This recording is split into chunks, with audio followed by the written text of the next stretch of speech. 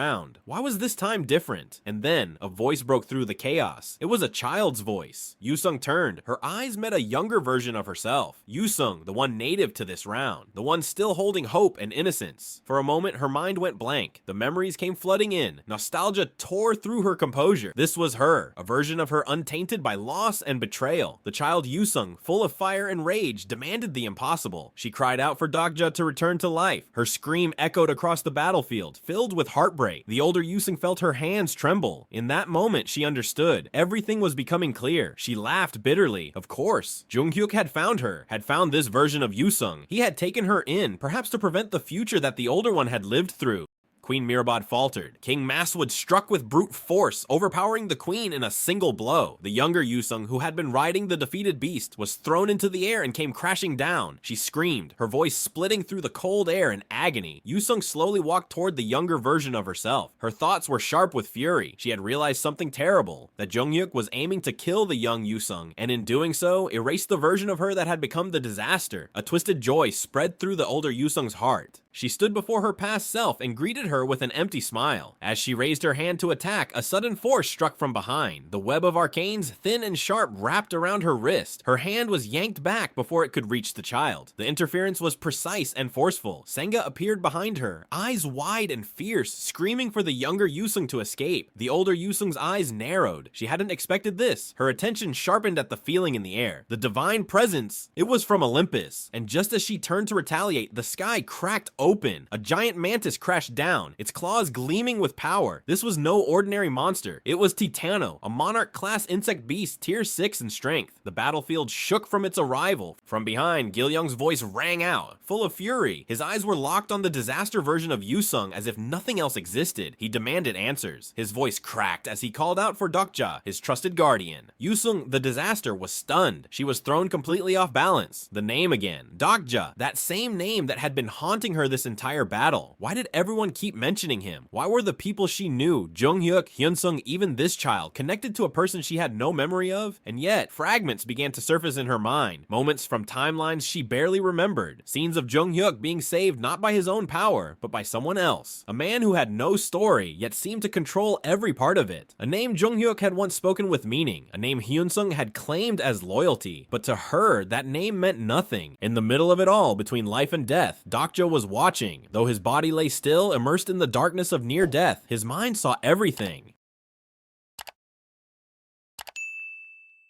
Yusung's arm glowed as ether concentrated in her right hand. With one devastating strike, she pierced through the massive Titanoptera's abdomen. The giant mantis-like creature roared and collapsed, green blood splattering across the ground. It shook violently before finally going still. Gil-young, overcome with grief and rage, jumped from the fallen beast's head. His body released a yellow mucus that scattered into the air. Antinous, the queen of the insect world from the realm of Kronos. Yusung, she didn't hesitate. She reached out and with a swift motion, she crushed the flying parasite in her grip. Impressed, yet cold, Yusung approached Gil-young. With ease, she grabbed him by the neck and lifted him into the air. Blood trailed down his face as he struggled, his small hands clawing at her arm. Her eyes studied him, this boy who could command such a creature. To her, he clearly had the traits of someone worthy of being a lord, but none of that mattered now. She needed answers. As she held him, artillery shells suddenly rained down near her. Massive explosions lit up the sky, aimed directly at her location. Yusung swiftly leapt into the air, avoiding the blasts. The ghost fleet had resumed fire, but that was impossible. She had already taken care of them. How could they still be operational? And then she saw movement. From the smoke and fire, Jihei and Hyunsung emerged. They were running toward her, alive. It made no sense. She was certain her attacks should have ended them earlier. Doubt began to twist in Yusung's mind. Could it be that her control had slipped? Could something in her perfect domination be failing? Frustration grew inside her, and she clenched her grip tighter on Gil-young. Her claws sparked as she prepared to end his life. The light in her hand grew fiercer. She was ready to crush the boy completely. But then, her hand trembled. It wasn't a small shiver, it was violent. Her arm spasmed, and she could no longer control it. Gil-young fell from her grasp, landing hard on the ground but still alive. Panic filled her heart. This wasn't right. A tier 5 parasite shouldn't be able to affect her. She was a catastrophe. Guides had no right or power to control someone like her, so why couldn't she move? Why was her own body turning against her? And then, a voice echoed. It didn't belong to anyone she recognized, but something inside her stirred the moment she heard it. Her chest began to ache. A sharp pain bloomed in her heart, deeper than any physical wound she had received. It was as if some part of her soul was responding to the voice. She froze. The battlefield fell silent. Even the incarnations who had been watching were motionless. None of them could understand what was happening. Time itself seemed to stop. No one moved. No one breathed. They were all paralyzed by the strange force that had just emerged. Something was wrong inside Yusung. A powerful confusion gripped her as unfamiliar emotions surged. She grabbed her head, trying to fight off the flood of sensations. It was like her own mind was no longer her own. Deep inside, she felt something strange. An aching sense of nostalgia. It was unbearable. Her thoughts clashed, and her body trembled as foreign memories surfaced. She didn't understand them, but they stirred something she hadn't felt in a long time. Longing. Memories not her own, swirled around in chaos. Multiple worlds were bleeding into each other. Her own sense of self began to break down, and in her frustration, she screamed to make it stop. But then, through the confusion, a voice reached her. The younger version of Yusung stepped forward. Her small form contrasted sharply against the disaster towering above her, yet her presence was powerful. The younger Yusung looked into the distance, not at the catastrophe, but beyond it, calling out as if searching for someone inside. In that moment, Dokja realized what had happened. He hadn't expected this. Originally, his plan had been something different, but as his consciousness moved into Yusung's body, he had been forced to adapt. Somehow, through the unstable nature of this round, he had gained access to the catastrophe's mind. A system notification confirmed it. Dokja had activated his exclusive skill, Omniscient Reader's Viewpoint. The first-person supporting role Viewpoint had been triggered. Through Yusung's eyes, Dokja now saw the world. He breathed through her lungs, thought her thoughts, and even moved her limbs. He was still Dokja, but within her, he was also Yusung. Yusung's fury raged. Her thoughts spiraled. She questioned her existence. She screamed internally about how much she had endured and how little she had received in return. Her hatred took shape, vowing to destroy everything, everyone. Her pain consumed her, but within that flood of wrath, Dokja remained steady. Despite the intensity of her emotions, he stayed conscious, observing her, feeling everything, and then he saw Jihei appear before them. Her figure moved through the battlefield, unaware of the danger approaching. Dokja immediately understood Jihei would die here if nothing changed, and for the first time, he attempted something new. His viewpoint had never done this before, but now it acted beyond observation. It interfered. The system warned him. The fourth wall, his mental barrier, began to crack and tremble under the strain. An electric shock ran through his head, blinding pain flooding him. His mind was being pushed to its limits, but still, he acted. Just as Yusung raised her arm to strike the final blow, he forced a subtle shift. It was almost invisible, a barely noticeable hesitation in her movement, but that hesitation saved a life. Jihei was able to escape the deadly attack with only injuries, not death. The same thing was repeated with Hyunsung. Though Dokja's mind was fraying under pressure, he poured more of his will into Yusung's body. This time he went further, forcing his control to take hold. It happened just as as Yusung grabbed Gilyong by the neck. Her fingers tightened and the boy gasped in shock. But then, her right arm stopped. Dokja had done it. He had seized full control of her hand. The disaster Yusung screamed internally, trying to fight off the presence inside her. Her right arm began to twist unnaturally. It turned black and bulged grotesquely as if her own blood vessels were tearing apart. Her body resisted Dokja's intrusion with everything it had. Then, a small figure appeared. Young Yusung. She dashed forward and grabbed the swollen, blackened arm with desperation in her eyes. She recognized something deep within that chaos. The child's touch sparked something inside. It was more than magic. It was a probability storm. An energy burst out from their point of contact, sending nearby people flying. The two Yusungs, one a disaster, the other a child, locked eyes. Something impossible was happening. According to the disconnected film theory, they should not share memories. They existed in separate timelines. But now, because of Dokja, the memories began to bridge. He wasn't from this world. He wasn't a character in the novel. His very presence broke the logic of the story. And in this breaking, he had connected them, joined the 3rd round and the 41st round together. He could feel both versions of Yusung touching his hand, one raging with power, the other trembling with hope. Their timelines collided and the wave of overlapping memories surged between them. The older Yusung panicked. Her mind screamed in confusion as unfamiliar memories flooded her thoughts. Things she had never lived but could now recall. The energy within her body exploded, and the younger version was thrown backward, flung violently from the blackened arm. The older Yusung's body began to break apart. Her inner balance collapsed. Magic power surged uncontrollably, damaging her from the inside. Blood spilled from her mouth, and her strength dropped sharply. Still, she fought. Her hands gripped her own head, trying to tear out the invader, but Dokja was still inside, and because of that, he felt every moment of her pain. The nausea, the tearing agony, it overwhelmed him. Her mind emptied, and so did his. He could barely hold on. He hesitated. Should he let go? If he remained, both of them might perish. The decision was brutal, but it had to be made. Dokja released control. In an instant, his consciousness was ripped from her body. His senses faded. He no longer saw, heard, or felt. Everything turned to silence. Then came the flood of notifications. A system message appeared in front of him. The skill conflict had ended. The long-delayed privilege returned. The king of no killing, his unique right, was reinstated. Death had been undone. His broken body stirred. Maybe it wasn't the best decision. Maybe there were better options. But Dokja had to try, because if he didn't, he would regret it for the rest of his life. The system also began preparing the compensation he had earned from reaching stage 3 of Omniscient Reader's Viewpoint. This was Dokja's second time returning from death, his first being after facing the fire dragon. The familiar, painful sensation returned. His nerves regenerated one by one, and his lungs expanded as air filled them again. His vision returned as the optic nerves reconnected. Slowly, his body became whole again. The privilege of the king of no killing had finished its task. He looked around at the battlefield. Scattered across the ground were his belongings and torn clothes, but fortunately nothing had been taken. He began dressing quietly, but just as he pulled on his coat, a cold voice called out from behind. It was Junghyuk. Dokja turned to find him staring in disbelief. The warrior's body was still wrapped in the cursed bandages of the sulfur mummies. He didn't understand how Dokja had returned from death, but there wasn't time to explain. Dokja gave no answer about the king of no killing. Instead, he stepped forward, raised the blade of faith, and cut through the bandages binding Junghyuk. The sulfur mummies shrieked as they were forced back. Without hesitation, Dokja activated Way of the Wind through the power of a bookmark. In the distance, he could see chaos. Incarnations battled against monsters. From Yongsan-gu, a terrifying black aura rose into the sky. It was unmistakable. The disaster of floods, Yusung was over there. Junghyuk was injured, so Dokja lifted him over his shoulders and dashed toward the frozen Han River. The cold wind whipped around him, but his focus didn't waver. Soon he saw familiar figures running toward him, his companions. Relief filled their faces as they recognized him. They had believed he was dead. He laid Junghyuk gently on the ground. They didn't speak, but the look in their eyes said enough. He was back, and that changed everything. Across the river, the disaster of floods sat collapsed. The pressure she emitted was suffocating. It was no wonder the incarnations nearby kept their distance. At that moment, the truth became clear to Dokja. Despite her terrifying appearance, despite her power, Yusung was vulnerable. She was weakened. If the remaining incarnations joined forces, they had enough strength to take her down. Dokja stepped forward without hesitation, walking straight toward the collapsed form of the disaster. Behind him, Hyunsung called out with concern, warning him not to get too close. But Dokja raised a hand and stopped him. He had made his decision. As he moved closer, the weakened disaster lifted her head. Her eyes, filled with confusion and fear, locked onto him. The one who had lived through countless regressions, Yusung, was now breaking. Her voice trembled. Everything she knew, every round she had survived, was falling apart. This wasn't the world she had expected. It wasn't the round she remembered. And the reason for that was him. Dokja spoke softly, assuring her that she had done well, that her long and painful journey had not been in vain. He told her something she didn't expect to hear. He had been waiting for her, not as an enemy, but as someone who understood her pain. Yusung flinched. His words stirred something inside her. Her lips parted, as if to speak, but no words came. Her thoughts were swirling in disbelief. All this time, she had only known violence and survival, yet now, someone knelt before her, not as a warrior or judge, but as someone offering peace. Behind them, Senga quietly approached and placed a hand on Dokja's shoulder. He nodded in acknowledgement, then stood up slowly. His companions had gathered. They looked at him, waiting to hear what he would decide. Without wavering, Dokja addressed them. He made it clear. He would not kill Yusung, not this time. There would be no argument, no debate. It was his decision, and he asked them to stand with him. Just this once. The group reacted in their own ways. Jihei protested. She didn't understand why he was taking this risk. But Hyunsung trusted that Dokja had a reason. He offered his quiet support. Gil-young, though still angry about the attack on Tatano, agreed as well, with one request, to repay the hit she gave with one of his own. Even Jihei, frustrated and confused, eventually relented. She swore under her breath but accepted his decision. Dokja listened to them all, one by one, and then turned to the young Yusung, the girl whose future had just shattered before her eyes. Tears filled her face. It was clear now. She had seen it all. The pain, the fear, the rage her future self had carried. Yusung couldn't understand why Dokja refused to kill her. To her, it was absurd. Everything she had known was gone. The people, the places, the time she belonged to. Her entire world had vanished across timelines and universes. She accused him of not understanding her suffering. How could anyone understand the agony of endless loss? The years she had spent surviving. Those weren't things someone could simply forget. Her voice cracked under the pressure of memories too painful to carry alone. But then she paused. Her gaze drifted, and there stood Jung-hyuk. He was silent, watching her closely. And in that moment, something in Yusung shifted. She began to realize what her words truly meant. Being alone in countless worlds, enduring losses no one else could understand, trying to live again even when everything familiar was already gone. There was only one person who truly knew that kind of pain. Jung-hyuk spoke, not to argue, but to reveal a truth he had carried silently. His voice was calm and resolute. He spoke of the cruel logic regressors lived by. They killed before evil could bloom. They punished before crimes could unfold, and they saved others only because of what they might become. They lived their lives haunted by futures that hadn't happened yet. Jung-hyuk admitted that he too acted on these beliefs, not because those futures had already come to pass, but because he was certain they eventually would. That belief kept him going. If he denied it, he wouldn't survive. The words struck Yusung like thunder. She roared back at him, blaming him for everything, for her suffering, for the fate of her friends, for the lonely path she had walked. Her voice trembled with resentment, but it was more than that. Beneath her anger was sorrow. And then Jung-hyuk did something unexpected. He didn't fight her accusations. Instead, he gave her something